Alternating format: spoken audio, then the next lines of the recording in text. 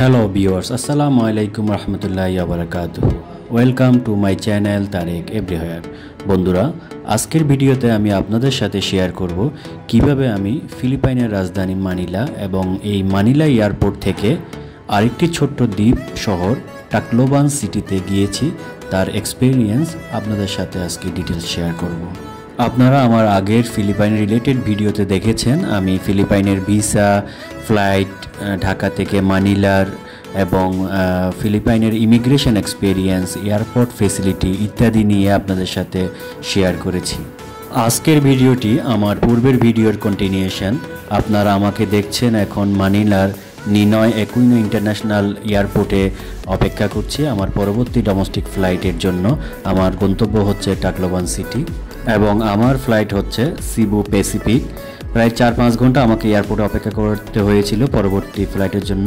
মানিলা থেকে টাকলোবান এয়ারপোর্টের ভাড়া খুব একটা বেশি না, যদি আপনি প্রায় মাসখানেক আগে কাটেন, আর ভাড়াটি অনেক বেশি আপ ডাউন করে।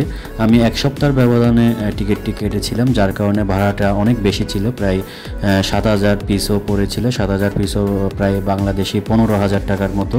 নর্মালি এটি ভাড়া হচ্ছে 1,500 থেকে 2,000 পিসও। বন্ধুরা, আপনারা দেখতে পাচ্ছেন অলরেডি আমি আমার ফ্লাইটে চেপে বসেছি।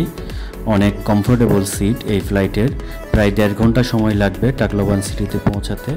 বন্ধুরা, এখানে একটি কথা বলিনি যে কেন এই ফ্লাইট ফিটা এত বেশি হয়েছে।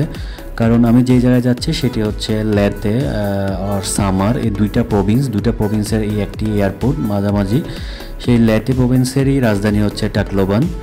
সো এই সময়টা ওখানে একটা তাদের রিলিজিয়াস ফেস্টিভ্যাল হয়, ফিস্টা ফেস্টিভ্যাল বলে, বিভিন্ন দিনে হয়ে থাকে। সেটি কোনো এরিয়া ভিত্তিকে জুন মাসের বিভিন্ন দিনে বিভিন্ন জায়গায় হয়ে থাকে এবং এই জুন জুলাই এটা হচ্ছে তাদের ভ্যাকেশন সময় স্কুল কলেজ ইউনিভার্সিটিতে।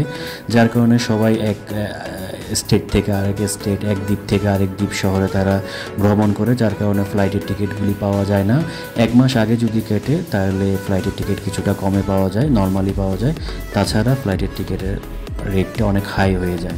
বন্ধুরা, আপনারা দেখতে পাচ্ছেন মেঘের সারির ভিতর দিয়ে আমাদের ফ্লাইটটি টাকলোবান শহরের অভিমুখে রওনা দিয়েছে।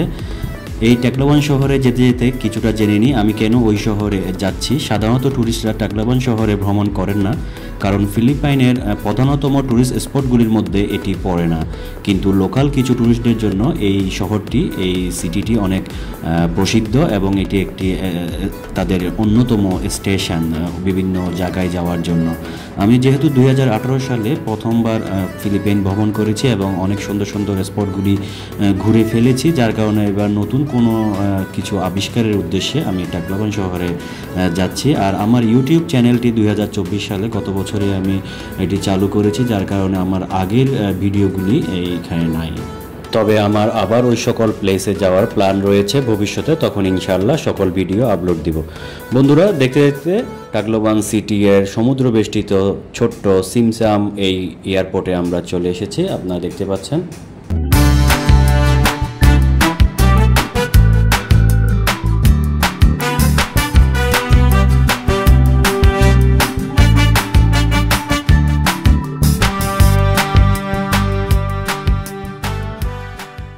বন্ধুরা, ফিলিপাইনে মোট 7,641টা আইল্যান্ড আছে অফিসিয়ালি। এর মধ্যে এগুলোকে 3টা রিজনে ভাগ করা হয়েছে, লুজন, বিসায়াস অ্যান্ড মিন্দানাও।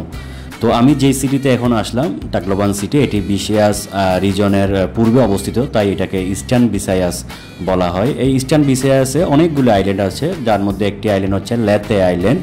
এই লেতে আইল্যান্ডের রাজধানী হচ্ছে এই টাকলোবান সিটি। এই টাকলোবান সিটির নিকটতম আরেকটি আইল্যান্ড আছে যেটির নাম হচ্ছে সামার আইল্যান্ড।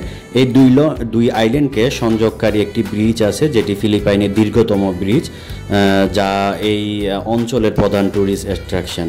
আমার এই ব্রিজ নিয়ে ভবিষ্যতে আমি আরেকটি ভিডিও করব, দেখার আমন্ত্রণ রইল। বন্ধুরা, এই টাকলোবান সিটির এয়ারপোর্টের নাম হচ্ছে ড্যানিয়েল জেড রোমাল্ডেজ এয়ারপোর্ট। উচ্চারণ অন্য কিছু হতে পারে, যাই হোক খুবই সুন্দর একটি এয়ারপোর্ট, প্রাকৃতিক পরিবেশে তৈরি, একদম সমুদ্রের পাশে, এত সুন্দর। খুব একটা বিজি না, দিনে মনে হয় 10-12টার মতো ডোমেস্টিক ফ্লাইট নামে এবং এটি এই অঞ্চলে এবং আশেপাশে বেশ কয়েকটি আইল্যান্ডের এই এয়ারপোর্টটি ইউজ করে। আশেপাশে আর কোনো এয়ারপোর্ট নেই, যার কারণে এটির উপরেই সবাই নির্ভর করে। আর বন্ধুরা, মানিলা থেকে সড়ক পথে আসার কোনো রাস্তা নেই, জাহাজে করে আসা যায় ভেঙে ভেঙে, প্রায় 1.5 থেকে 2 দিন সময় লাগবে সেই মানিলা থেকে টাকলোবানে আসতে। যার দরুন সকলেরই পছন্দ এই এয়ারপোর্ট, যার কারণে এইটার ফ্লাইট রেটটা প্রাইসটা একটু বেশি থাকে সাধারণত।